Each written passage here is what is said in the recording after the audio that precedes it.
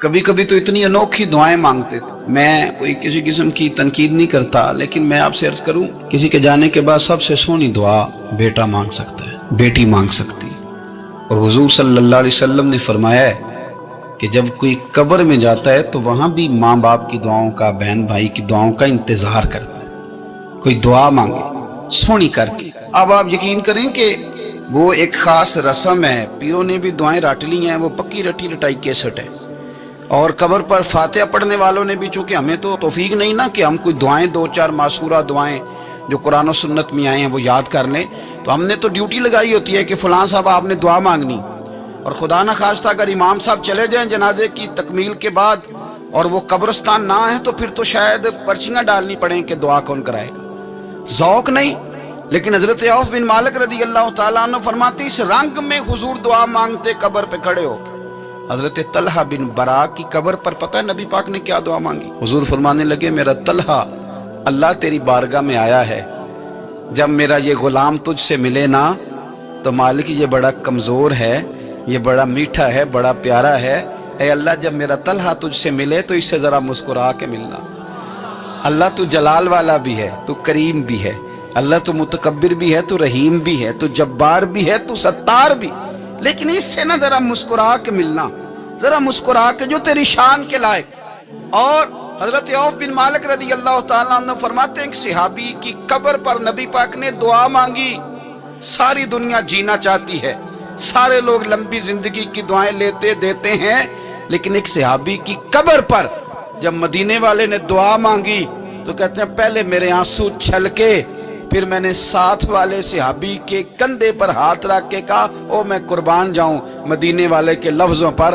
کسی کا مرنے کو دل نہیں کرتا، پر آج اس کو جو حضور نے دعا دیا میرا دل کرتا ہے کاش میں مر جاتا، اس طرح کی دعا مجھے بھی نصیب ہوتی، میں مر جاتا. اس طرح کی نظم کی ہے خدا، آرزو ہے یہی، عاشق ازار کی آبرو ہے یہی، موت کے وقت سر ان کے قدموں میں ہو، دید ہوتی رہے دم نکلتا رہے. اور کسی نے سادے لفظوں میں کہا تھا آخری ویلے میری آنکھیاں راہ تک نہ تیرا، تیرا تے کچھ بھی نہیں جانا سجنا، پا جامی ایک پھیرا، تو جے تو سر تے آن کھلو میں پھر پردہ رہ جائے میرا، جے تو سر تے آن کھلو میں تے پھر پردہ رہ جائے میرا، تے سوکھا نکلے ساو ظہوری جے ویخ لواں مکھ تیرا. قیمتی ہیرے ہیں زندگی کے لمحے، ان کو ضائع نہ کریں. بس کر دیں بڑا ہو گیا سوشل میڈیا، اور بس کر دیں بڑی ہو گئی خبریں، اور بس کر دیں بڑے ہو گئے فضول تبصرے، اور بس کر دیں. امام مسلم رحمۃ اللہ تعالیٰ علیہ جنہوں نے مسلم شریف لکھی ہے، امام صاحب کا وصال زیادہ کھجوریں کھانے سے ہوا تھا. ایک حدیث تلاش کرنی تھی تو کھجوروں کا ٹوکرا پاس رکھ لیا تو کتابیں بھی ٹٹولتے رہے اور کھجوریں بھی کھاتے رہے. صبح حدیث بھی مل گئی اور ٹوکرا بھی خالی ہو گیا، اور کھجوریں اتنی زیادہ کھا لی تھی کہ وصال کر گئے. کسی نے ان سے کہا کہ روٹی نہیں آپ کھاتے، زیادہ کھجوریں کیوں کھاتے ہیں؟ تو آپ فرماتے ہیں میرا کام ہے حدیث تلاش کرنا، میرا کام ہے حدیث کی سند پر بات کرنا، مسلمانوں کو صحیح اسناد کے ساتھ ان کے پیارے نبی صلی اللہ علیہ وسلم کی خوبصورت باتیں ان تک پہنچانا. ہمارے ہاں اکثر ہی میں نے دیکھا ہے کہ بعض واعظین اور بعض نقیب حضرات یا بعض ایسے لوگ جو بات کرتے ہیں تو اگر ان کی بات توجہ سے نہ سنی جائے تو وہ خود کئی دفعہ کہہ دیتے ہیں کہ میری بات ضائع نہ کر دینا، میرا جملہ ضائع نہ کر دینا. وہ سمجھتے ہیں کہ یہ بڑی اہم بات تھی جو میں کرنے جا رہا ہوں، اور کئی لوگ آپ ان کی بات توجہ سے نہ سنیں تو ان کے چہرے پر اظہار ناراضگی نمایاں ہو جاتے ہیں کہ یار میں بات کر رہا تھا اس بندے نے توجہ ہی نہیں کی. تو نبی پاک صلی اللہ علیہ وسلم کی جو باتیں ہیں، جو حضور نے فضائل بیان کیے کہ لا حول ولا قوت الا باللہ تمہیں غموں سے نجات دے گا، اور نبی پاک صلی اللہ علیہ وسلم نے یہ جو فضیلت بیان کی کہ جب تم کہتے ہو سبحان اللہ و بحمدہ سبحان اللہ العظیم تو زمین آسمان کے درمیان جتنی جگہ ہے اتنا اللہ تمہیں اجر کا بھر کے عطا فرماتا ہے اپنے فضل سے. تو یہ جو حضور نے مختلف اذکار کی فضیلتیں بیان کی، جو ٹائم بچ جائے وہ ذکر الہی میں لگا دے، تلاوت قرآن میں لگا دے، اللہ کی عبادت میں لگائیں، پڑھنے اور لکھنے میں وقت کو. آپ یقین کریں بہت سارے لوگ ہیں فارغ ہیں، کبھی کبھی بڑا اہم اور ضروری کام کرنا ہوتا ہے تو بعض دوست ملنے کے لیے آ جاتے ہیں. اب ایک ریسرچ جاری ہے، میں ایک تفسیر کو دیکھ رہا ہوں، مجھے ایک بڑا اہم کام کرنا ہے، ایک دوست ملنے کے لیے آیا ہے اور اس سے پوچھا صاحب آپ کیسے ہیں؟ تو کہنے لگا میں فارغ تھا تو میں نے کہا چلو پیر صاحب کے پاس چلتا ہوں۔ تو میں اس سے یہ کہہ رہا ہوں کہ میاں جب میں فارغ ہوں گا تو تب آپ کو آنا چاہیے تھا نا، آپ اس کو وقت گزارنے کا ذریعہ تو نہ سمجھیں، اور پھر اگر آپ آئے ہیں تو آپ کو علمی بات کریں، آپ کو دین کی بات پوچھیں، میں آپ کے ساتھ ڈسکس کروں۔ آپ اگر آ کے اپنے محلے کے کونسلر کی بات چھیڑیں گے تو نہ وہ ہمارے کہنے سے سیدھا ہوا ہے اور نہ اس نے ہونا ہے۔ تو ہم نے فضولیات میں، ابحاث میں، بحثوں میں الجھ کا ٹائم ضائع کیا۔ پلٹ کے دیکھو زندگی میں کتنا وقت ضائع ہوا ہے۔ یہ کبھی دوبارہ ہمارے ہاتھ یہ کبھی ہاتھ نہیں آئے۔ میرے نبی پاک علیہ السلام نے فرمایا جنتی کبھی افسوس نہیں کریں گے، اور اس بات پر جنتی بھی افسوس کریں گے کہ یار وہ 4 لمحے ضائع کیوں ہو۔ حضرت عبداللہ ابن عمر گزر رہے تھے تو ایک قبر پر نظر پڑی آپ کی، تو آپ نیچے اتر آئے گھوڑے سے، تو تھوڑا سا سائیڈ پہ مصلی بچھایا اور 2 رکعت نماز ادا کی، پھر سفر شروع ہوا۔ تو آپ کے خادم جو ساتھ تھے وہ عرض کرنے لگے حضور آپ کی اس بات کی سمجھ کوئی نہیں آئی کہ آپ نے گھوڑے سے اترے اور صرف 2 رکعتیں پڑھی اور چل دیے۔ تو آپ فرمانے لگے کہ میں جب گزر رہا تھا تو میرے دل میں خیال آیا کہ یہ جو قبر میں لیٹا ہوا ہے نا، یہ تو ترس گیا ہوگا کہ مجھے 2 رکعتوں کا وقت ہی مل جائے۔ حضرت عبداللہ ابن عمر کہتے ہیں میرے ذہن میں خیال آیا کہ قبر میں لیٹ کے ترس رہا ہوگا کہ مجھے 2 رکعتوں کا، لیکن یہاں تو لوگوں نے میرے بھائی 6 گھنٹے گردنیں تھک گئی موبائل پہ جھکی ہوئی، لیکن محمل اور فضول اور کوئی معنی نہیں اور کوئی مقصود نہیں، اور اس نے یہ کہہ دیا تو اس نے وہ کر دیا، اور اس نے یہ آج کل جو بیماری چلی ہے نا، اس سے سب سے زیادہ نفسیاتی مریض وہ لوگ بن رہے ہیں جن کا تعلق موبائل اور خبروں سے زیادہ ہے۔ اور اگر میں کہہ دوں کہ 90% لوگوں کا تعلق ہے ہی اس کے ساتھ، تو میری بات غلط تو نہیں؟ کیونکہ ہر وقت ہم اسی کو دیکھتے رہتے ہیں، ادھر یہ ہو گیا، ادھر وہ ہو گیا، ادھر ایسے ہو گیا، تو وہ چیزیں ہماری نفسیات کو، گھروں کے اندر بیٹھے بہت سارے لوگ بیمار ہو گئے اور ذہنی مریض بن گئے۔ کیوں؟ اس لیے کہ انہوں نے اپنا دل نہ قرآن پاک میں لگایا، نہ تلاوت میں لگایا، نہ اذکار میں لگایا، نہ وظائف میں لگایا، نہ ہماری طبیعت ہے یہ کام کرنے کی۔ تو الٹا سیدھا سوچ ساچ کے تو ہم الجھ جاتے ہیں۔ یہ گھروں میں جھگڑے زیادہ کیوں ہوتے ہیں کہ بہو ذکر نہیں کرتی اللہ کا، ساس کے خلاف ہی سوچتی رہتی ہے، اور ساس ناراض نہ ہو، ساس و سسر جن کی عمر اب اتنی زیادہ ہو گئی ہے کہ اب اگلا سٹیج دنیا سے جانے کا ہی ہے، وہ بھی اتنی توجہ کرتے ہیں کہ یہ میرا بیٹا کیا آج شام کو مٹھائی کا ڈبہ لایا ہے کہ یہاں وہ بالٹے سیب لایا ہے۔ اگر ساری توجہ ادھر دینی تھی تو اس سے زیادہ بہتر نہیں تھا کہ مصلی کو وقت دیتے؟ اتنی باریکی سے لوگوں کا خیال نہ رکھیں، اپنا خیال رکھیں۔ تو حضرت عبداللہ ابن عمر فرمانے لگے یہ تو ترس گیا ہوگا نا قبر میں کہ 2 رکعتوں کا وقت مل جائے تو میں پڑھ لوں۔ تو آپ فرمانے لگے میرے دل میں خیال آیا یہ تو ترس رہا ہے، تو مجھے تو وقت ملا ہوا ہے نا، تو کیوں نہ میں 2 رکعتیں پڑھ ہی لوں۔ علامہ اقبال نے ایک بات لکھی ہے۔ اقبال کہتے ہیں جب میں لندن میں وکالت کرتا تھا تو ایک خاتون تھی، لیڈی بارنس اس کا نام تھا۔ چھوٹے موٹے مقدمات لے کے وہ میرے پاس آتی تھی۔ بی بی ایک ہوٹل چلایا کرتی تھی، اس کا خامن جو تھا وہ فوج میں ملازم تھا۔ اقبال نے خود لکھا ہے، اقبال فرماتے ہیں کہ ایک دن وہ خاتون پھر کسی کیس کے سلسلے میں میرے پاس آئی، تو جب وہ آئی تو اس نے نقاب اوڑھا ہوا تھا، برقع کیا ہوا تھا۔ تو چونکہ اس نے نقاب اوڑھا تھا مسلمانوں کی نشانی تھی۔ نقاب اوڑھنا کن کی نشانی ہے؟ اللہ آپ کو خوش رکھے۔ تو کہتے ہیں وہ نشانی چونکہ اہل اسلام کی تھی تو مجھے تجسس ہوا۔ میں نے کہا لیڈی خیریت ہے؟ میم صاحبہ یہ برقع پہنا ہوا ہے؟ تو کہنے لگی ہنس کے اقبال مجھے پکا یقین تھا کہ آپ ضرور پوچھیں گے۔ تو میں نے کہا اچھا تو یہ برقع؟ تو کہنے لگی الحمدللہ میں مسلمان ہو گئی۔ تو میں نے فوراً کہا کہ آپ کا شوہر تو فوج میں ملازم ہے، فوجی کے لیے بدلنا اور پھر ملکی قانون اور یہ چیزیں۔ تو کہنے لگی اس نے مجھے کیا کہنا تھا، وہ خود کلمہ پڑھ گیا۔ تو کہتی ہے میں اور متجسس ہوا، وہ کیس کی بات کرتی تو میرا تجسس بڑھ گیا۔ میں نے کہا تو کیس چھوڑ یہ بتا کلمہ کیسے پڑھا؟ تو کہنے لگی اقبال اصل بات یہ ہے کہ میں نا بے اولاد تھی، خامد بھی بڑے اچھے پیسے کماتا، میں خود بھی ہوٹل چلاتی، پر ڈپریشن اور ٹینشن اور بلا وجہ کی پریشانیاں جان نہیں چھوڑ۔ یہ ٹینشن اور ڈپریشن کا نا مجھے عربی ترجمہ کوئی نہیں ملا۔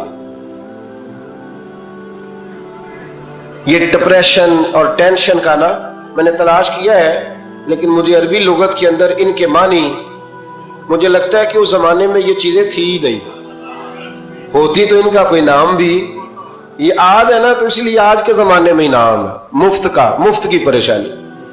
تو کہتی ہے مجھے ٹینشن اور ڈپریشن رہتی تھی ہر وقت، بڑی میں پریشان رہتی تھی۔ میرے ساتھ ایک عجیب واقعہ ہوا کہ میرے ہوٹل میں نا ایک بابا جی برتن مانجتے تھے، بوڑھے آدمی تھے، 70 سال کے قریب عمر تھی۔ ان کا ایک بیٹا تھا، ایک بہو تھی، ایک پوتا تھا، لیکن وہ بیچارے بیٹا بیمار رہتا تھا تو لہذا وہ خود مزدوری کرتے۔ کہتے ایک دن وہ بابا جی میرے پاس آئے، کہنے لگے میم صاحبہ 2-4 دن کی چھٹی چاہیے، تو میں نے کہا خیریت ہے؟ کہنے لگے میڈم میرا بیٹا فوت ہو گیا۔ بیٹا، اب وہ پتہ ہے باپ کا جنازہ پڑھنا آسان ہے، بیٹے کا جنازہ اٹھانا بڑا مشکل کام۔ کہتی ہے میں کچھ لکھ رہی تھی، میرے ہاتھ سے قلم گر گیا، میں نے خود گاڑی بھیجی، بابا جی گاؤں چلے گئے جہاں وہ رہتے تھے۔ کہتی 2-3 دن کے بعد میں اور میرا شوہر گئے تو رستے میں ہم باتیں کر رہے تھے کہ کیا تعزیت کریں گے، ایک ہی بیٹا تھا، کوئی رشتہ دار بھی نہیں، تو اس کی تو کائنات اجڑ گئی، کن لفظوں سے اسے تعزیت کیا کہیں گے۔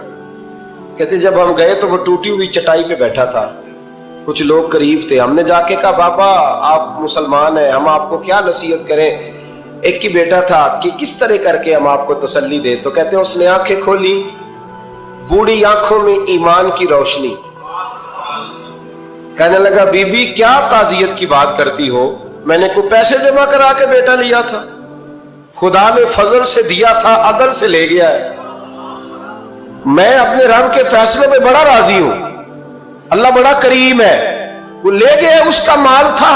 آپ یقین کریں ہمارے دیہاتی لوگ یہ کہا کرتے تھے، میں نے کانوں سے سنا ہے، ایک بوڑھے آدمی کا ایک دفعہ بیٹا فوت ہو گیا تو کسی نے اس سے کہا بابا چھوٹی عمر میں بچہ چلا گیا تو مجھے لفظ نہیں بھولتے، کہنے لگے پتر اللہ دی فصل ہے، کچی بڈے تام ہی ہو دیئے۔ سنے آپ نے بھی کبھی یہ فکرہ، کچی بڈے تے پکی لے گئے تے تام ہی ہے جو ہو دی، تو جب اس کا جی چاہا وہ لے گیا۔ اللہ اکبر۔ وہ خاتون کہتی ہے کہ وہ بابا جی سے میں نے کہا کہ چلو آپ 1 مہینے کی چھٹی کر لے، تو کہنے لگا نہیں میڈم میں مسلمان ہوں، مفت کی روٹی نہیں کھاتا، مزدوری کر کے کھاتا ہوں، میں انشاءاللہ 2-3 دن کے بعد کام پہ آ جاؤں گا۔ کہتے ہیں وہ چند دنوں کے بعد آ گیا، اللہ کی قدرت کے ابھی 2-3 ماہ گزرے تھے پھر آیا، میڈم چھٹی چاہیے کچھ دنوں کی، میں نے کہا خیریت ہے؟ کہنے لگے وہ میری بہو بھی ہارٹ اٹیک سے فوت ہو گئی۔ کہتے اب میں بھی تڑپ گئی اور عیسائی ہو کہ میری آنکھوں میں آنسو آ گئے، میں نے کہا گھر کا دروازہ بند ہو گیا، اب یہ بیچارہ کیا کرے گا، وہ اپنے شوہر کے غم میں ہارٹ اٹیک سے فوت ہو گئی۔ کہتے ہم پھر 2-3 دن کے بعد تعزیت کے لیے گئے، پھر ٹوٹی ہوئی چٹائی، بوڑھا نہ اپنی انگلیوں سے زمین پر کچھ بنا رہا۔ کہتے قریب گئی اور میں نے جا کے کہا بابا اب تو تسلی آپ نے خود ہی کرنی ہے، جو نظام تھا وہ تو ہو گیا۔ تو کہتے ہیں پھر اس نے آنکھیں کھولی، آسمان کی طرف دیکھا تو کہنے لگا بیٹی کوئی پریشانی نہیں، میرا بیٹا بغیر شادی کے بھی تو فوت ہو ہی سکتا تھا، بس میرے مالک نے جب چاہا جیسے چاہ ہوا، میں انشاءاللہ 2-4 دن کے بعد کام پہ آؤں گا، یہ میرا 3-4-5 سال کا پوتا ہے، ابھی اسکول داخل ہوا ہے، میں ساتھ لے آؤں گا، وہاں میرے ساتھ اوپر کوارٹر میں جہاں میں رہتا ہوں یہ بھی رہے گا۔ کہتی ہے میں سختے میں آ گئی اس کی کیفیت دیکھ کے، وہ پوتے کو ساتھ لے آیا، کبھی کبھی میں دیکھتی چھت پہ کھڑے ہو کے کہ دادا گھوڑا بنا ہوا اور پوتا سواری کر رہا ہے، وہ سویرے اٹھتا اس کو سکول چھوڑ کے آتا، شام کو لے کے آتا، پیار کرتا، محبت کرتا۔ 3ری منزل پر ہم نے کوارٹر دیا ہوا تھا، وہاں دادا پوتا رہتے۔ اللہ تو بڑا بے نیاز ہے۔ کہتی ہے اقبال ایک دن نا پوتا اوپر والی منزل پہ کھیل رہا تھا، اس کا پیر پھسلا، وہ گردن کے بل زمین پہ گرا، مجھے خبر ہوئی تو میں دوڑی، ایمبولینس منگائی، خون سے لتھڑے ہوئے اس بچے کو دادے نے اپنی گود میں رکھا، اور جب ہم ہسپتال کی طرف گئے تو ہاسپٹل بعد میں آیا، جناب اسرائیل پہلے آ گئے، اور کہتے ہیں وہ گود میں دم توڑ گیا، پھر دادے نے اسے اپنے ہاتھوں سے غسل دیا، پھر اس نے اپنے بوڑھے ہاتھوں سے قبر کھودی اور और फिर मिट्टी डाल के कहने लगा इन्ना लिल्लाहि व इन्ना इलैहि राजिऊन, जे सोना ही मेरे दुख विच राजी, जे सोना ही मेरे दुख विच राजी। फिर सुख नु चुल्ले डावा, कहते वो मिट्टी डाली उसने, और जब वो वापस पलटा तो मैं बाजू से थाम के होटल करीब लाई, तो मैंने उसके करीब कहा कि बाबा तू टूट गया है, तू बिखर गया है, मुझे महसूस होता है कि अब ना तेरी रातें और तेरी सुबह और तेरी शामें कामों में गुजरेंगी। तो कहते हैं यूं उसने हाथ रखे और यूं आंसू छटक दिए। कहने लगा मैडम क्यों क्यों, मेरे अंदर कोई अकीदा नहीं, मैं कोई लवारस हूं, मेरा कोई रब नहीं, मैं क्यों परेशान रहूंगा, मैं तो पका हुआ फालू, थोड़े दिन गुजरेंगे कब्र में जाऊंगा, और जब जन्नत में जाऊंगा तो अल्लाह मेरी बेटे से भी मुलाकात कराएगा, मेरे पोते से भी मुलाकात कराएगा, मेरा रब सारी मुलाकातें करा देगा, मैं अपने अल्लाह की रजा पे बड़ा राजी हूं। वो खातून कहती है मेरा और मेरे शौहर का कलेजा फटने लगा।